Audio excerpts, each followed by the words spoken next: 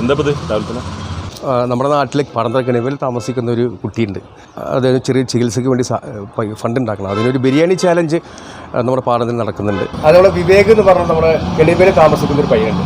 അപ്പോൾ ഏകദേശം 60 ലക്ഷം രൂപ ഫണ്ട് കണ്ടെത്തണം.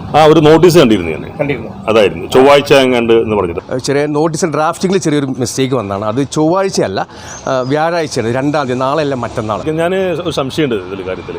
എന്താ വെച്ചാൽ ഇപ്പോൾ നമ്മൾ ഇങ്ങനത്തെ കാര്യങ്ങൾക്കൊക്കെ പൊതുവേ നമ്മുടെ ഗൂഡല്ലൂർ ഭാഗത്തൊക്കെ വന്നിട്ട് ബിരിയാണി ഫെസ്റ്റ് നടത്താറുണ്ട്. അപ്പോൾ അതിന് പകരമായിട്ട് ഈ ബിരിയാണി ഫെസ്റ്റിന് ചിലവ് വരുമല്ലോ. അപ്പോൾ അല്ലേ, അതുകൂടെ ഒഴിവാക്കിയിട്ട് നമ്മൾ ആ പൈസ കൂടെ അവർക്ക് കൊടുക്കുമ്പോൾ ആ കുടുംബത്തിന് അത്രയും കാശ് പോയി ചേരില്ല എന്നൊരു സംശയം ഉണ്ട്. അതിൽ എനിക്കൊരു ഡൗട്ട് ഉണ്ടായിരുന്നു. കാരണം വെച്ചാൽ അതിനിപ്പോൾ ഏകദേശം നല്ലൊരു ശതമാനം ആളുകൾ നമ്മുടെ ഈ ബിരിയാണി തയ്യാറാക്കാൻ വേണ്ടിയിട്ടുള്ള സാധനങ്ങൾ ഡൊണേറ്റ് ചെയ്തിട്ടുണ്ട്. അപ്പോൾ അതിന് നമ്മൾ കളക്ട് ചെയ്ത പൈസയിൽ നിന്ന് നമ്മൾ ചിലവാക്കേണ്ടി വരുന്നില്ല എന്നുള്ള ഏറ്റവും വലിയ സന്തോഷം. അങ്ങനെയാണ് നമ്മളിത് ഉണ്ടാക്കിയെന്നെടുക്കുന്നത്. പിന്നെ കുറേ ആളുകളുണ്ട്, ഒരു 500 രൂപ വന്നിട്ട് 5 ടോക്കൺ മേടിക്കും. പക്ഷേ ഒരു ബിരിയാണി മതി എന്ന് പറയുന്നവരുണ്ട്. ചില ആളുകൾ ബിരിയാണിയെ വേണ്ട, ആ പൈസ തരാമെന്ന് പറയുന്നവരുണ്ട്. അങ്ങനെ പലതരത്തിലുണ്ട്. എനിക്ക് ടോക്കൺ വേണ്ട, ഞാൻ എന്തെങ്കിലും ഡൊണേഷൻ. ഇല്ല, തീർച്ചയായിട്ടും ഇത് നമ്മൾ സമൂഹത്തിന് വേണ്ടി ചെയ്യേണ്ട ഒരു കാര്യമാണ്. ഇതിനുവേണ്ടി ബഷീർ ഇപ്പോൾ നമ്മളെ സമീപിക്കേണ്ട ഒരു കാര്യമില്ല. കാരണം ഇത് നമ്മൾ തന്നെ അറിഞ്ഞ് ചെയ്യേണ്ട ഒരു കാര്യമാണ്.